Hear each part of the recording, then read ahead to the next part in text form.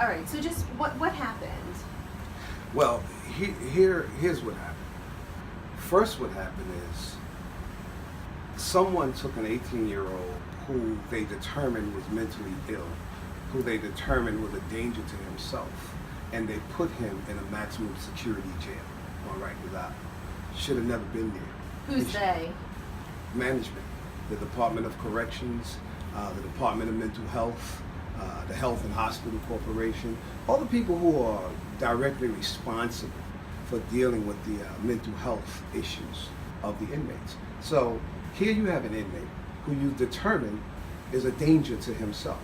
And rather than putting him in Bellevue Hospital or Anna M. Cross, where we handle mentally ill inmates, you put him in a maximum security facility. And then they come up with the story that 4 correction officers stood and watched for 7 minutes, which nothing could be further from the truth. There was never 4 correction officers standing watching this inmate as he attempted to hang up. That never happened. Those officers were actually doing their job. One of them that got suspended shouldn't even be suspended. He was an escort officer that didn't even have anything to do with it. Here's the reality. Every day we cut inmates down. Every day we save inmates. Every day we have inmates faking that they're going to hang up. At the end of the day, no correction officer stood and watched as this inmate attempted to commit suicide. Never happened for 7 minutes. Supposedly it was caught on video. It is on video, and when the video is made public, no one is going to watch 4 correction officers stand for 7 minutes watching an inmate attempt to hang up. That's not the deal here. This is just to make news or to have somebody to blame. The reality is, who's to blame? Here's who's to blame. Whoever decided or whoever made the decision to put a mentally ill inmate in a maximum security jail rather than Bellevue Hospital prison ward that we have for inmates who are a danger to themselves or others, or the Anna M. Cross Center on Rikers Island where we deal with mentally ill inmates. That's the deal. Correction officers receive approximately, when you come on this job, they train you, they give you 5 days of mental health training. Mm-hmm. And thereafter, you only get about 20 hours a year. I've been calling for more training for correction officers. I've been calling for a dedicated mental health facility for the inmates, for correction officers, and it's been falling on deaf ears. Nobody's listening, and everybody liked the way to run. This is Khalif Browder all over again. We have to find somebody to blame. Khalif Browder was in punitive seg for 3 years. Why was he there? The correction officer didn't put him there. We didn't make the decision that he's going to be there. These are managers that make these decisions. This is the Department of Mental Health. Who's the commissioner of the Department of Mental Health? They should be fired. Them and the entire staff, they made the decision to put this 18-year-old mentally ill inmate in a maximum security jail. And now you need somebody to blame because he attempted to kill himself.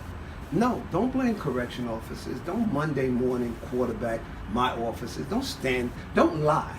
Don't say that my officers stood there for 7 minutes watching as if we were eating popcorn while. This is not what happened. It's a lie. So and unfortunately, the press is running with the lie. So what did happen? What did happen? What happened was, here's an inmate who should not have been in GRBC, right, who attempted to commit suicide.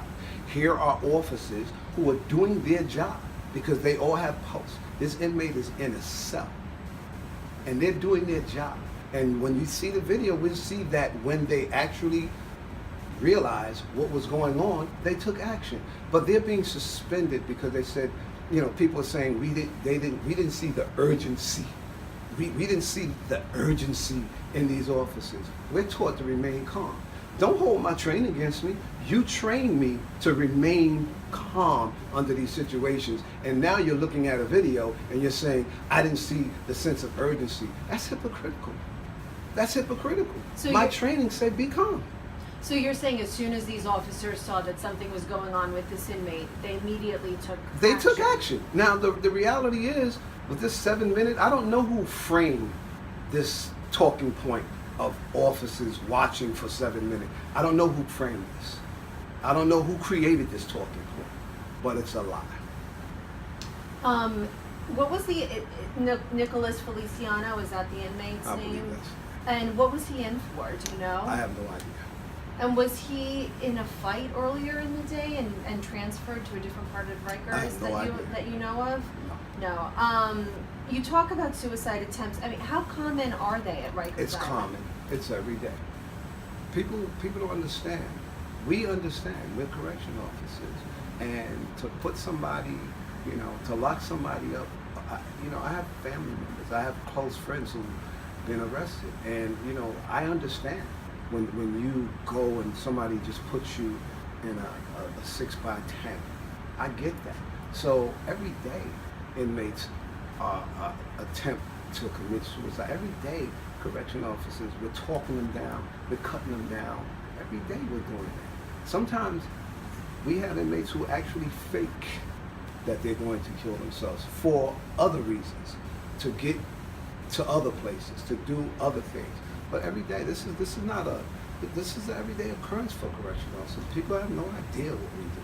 So the officers, when you do say that some of them do fake it, do they assume every time? They can't assume that it's a fake. No, we can't assume it, and that wasn't something that anybody assumed this time. The reality is they did their job.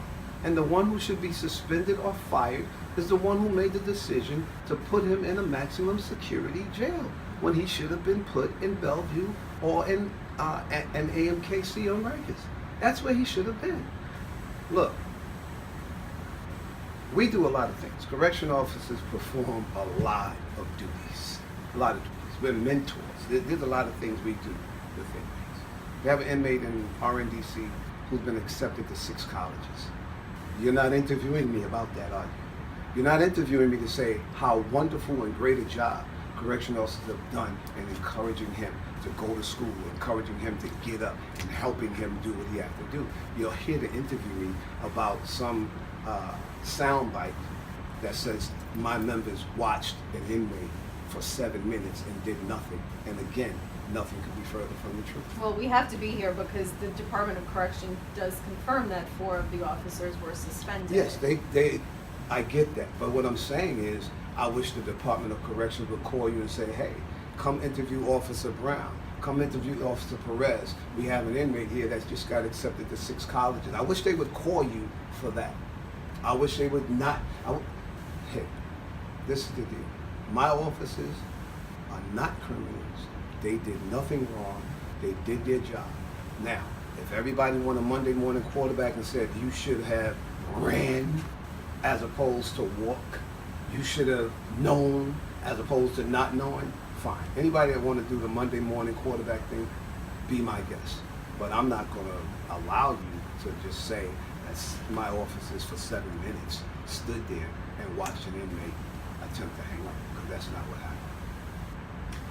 Is there anything else that you want to say? I want to say that for 3.5 years, I've been calling on the Department of Corrections in the city of New York to create a designated mental health facility for inmates like this inmate. Is there one? There is none. Okay. We run the largest mental health facility in the East Coast, and we don't have a dedicated facility for mentally ill inmates. So mentally ill inmates are dispersed throughout Rikers. Pretty much, yes. Here's the reality. According to the statistics, 43% of the inmates in our custody suffer from mental illness.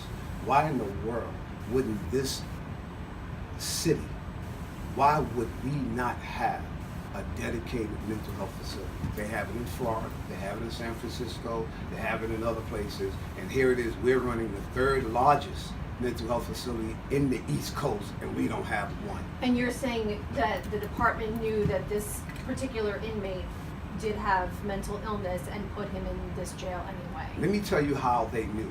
The fact that a correction officer is assigned to watch this inmate, the fact that they're saying, hey, this particular inmate, yes, they knew. And to add insult to injury, they still sent him to a maximum security jail, as opposed to sending him to Bellevue, where the mental health staff is there to do what they have to do for him, as opposed to sending him to AMKC, where correction officers are actually more trained A lot of times when they send these, like, quote-unquote EDPs to Bellevue, they're immediately released after Not my that. problem. Yeah. I'm a correction officer. I don't make the determination as to who's released and who's not released. Mm-hmm. I don't make the determination. That's not a determination that's made by me. That's a determination that's made by the higher ups. Who is the commissioner of the Department of Mental Health and Hygiene? She or he should be fired. They're responsible for mental health in this city. They should be fired. Bring my officers back and fire the commissioner. And fire whoever else in this Department of Corrections sent that inmate to GRBC. So are you saying that there was a correction officer who was assigned to him to watch him? Normally, totally? under those circumstances, when we're in AMKC, where we have the mental health units, that's what's happened. That's what happens. But he An wasn't officer there? is assigned. No. Okay. They sent them to a maximum security jail and not a mental health facility. Right. Or not a facility that have a mental health unit. So what is the protocol then in terms of how often they should be checking on somebody like this inmate? It depends on what the Department of Mental Health says. If they say every 15 minutes, it's every 15 minutes. If they say every 30 minutes, it's every 30 minutes. But either way, he was in the jail. So how often Under normal typically- circumstances, we do tours of our areas every 30 minutes. So how did they come to find out that something was wrong in this cell? Because at some point, they realized what he was doing. And when they realized what he was doing, they took action. It just seemed that what the action they took wasn't